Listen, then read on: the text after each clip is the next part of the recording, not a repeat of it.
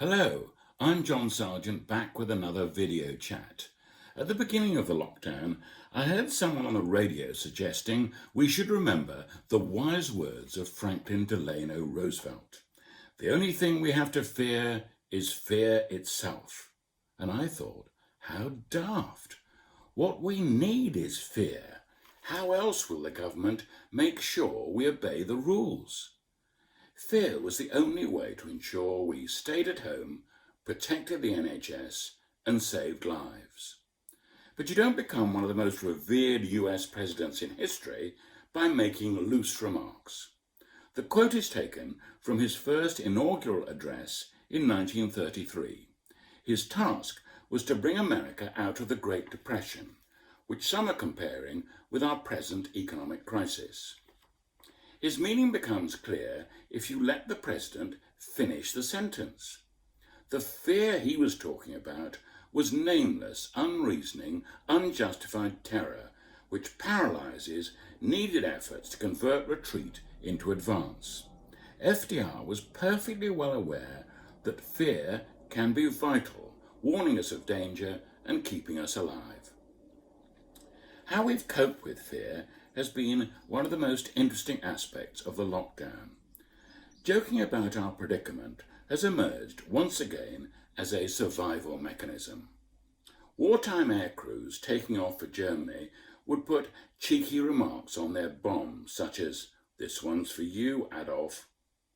Now people out for a walk and concerned about coming too close raise a smile by jumping into the empty road with exaggerated effect.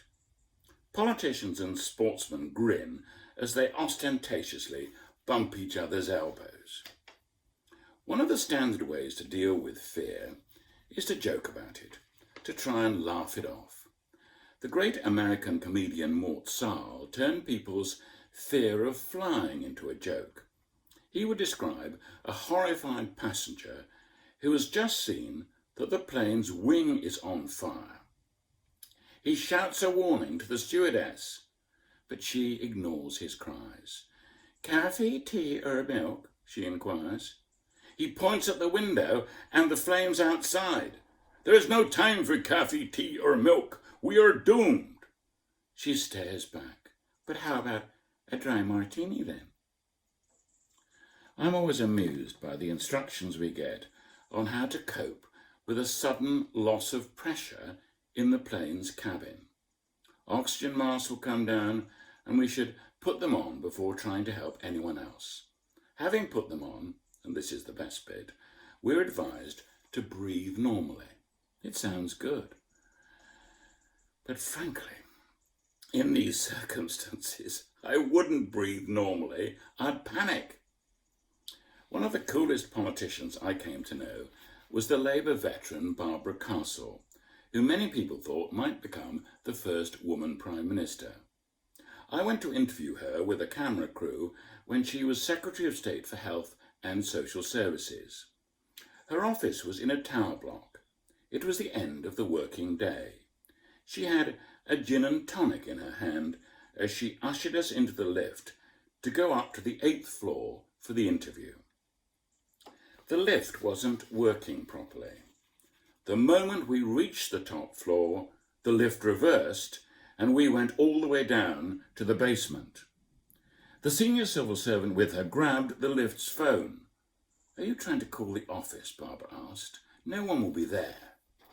She turned to me and the camera crew. "If we're going to die," she said, "would you like a drink?" We declined the offer of her gin and tonic. The lift went all the way to the top of the building, reversed, and plunged down again. When we reached the basement, Barbara calmly pulled the red emergency lever.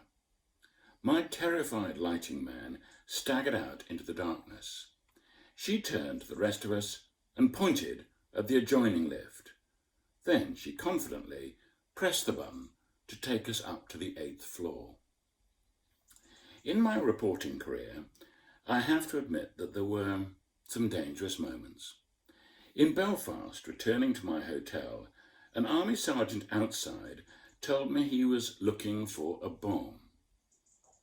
Running inside, scared, would be too embarrassing. So I joined him in a quick search before we went our separate ways. There was an enormous explosion.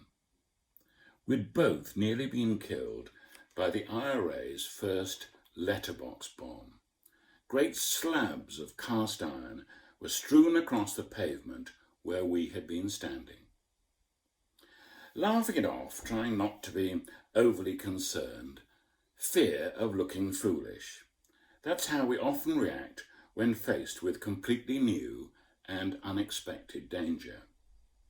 Now we have to adapt to the idea that other people, even close friends and family, could be a danger. We need to fear. But as FDR made clear, we should try to avoid unreasoning, unjustified terror. Until next time, cheerio.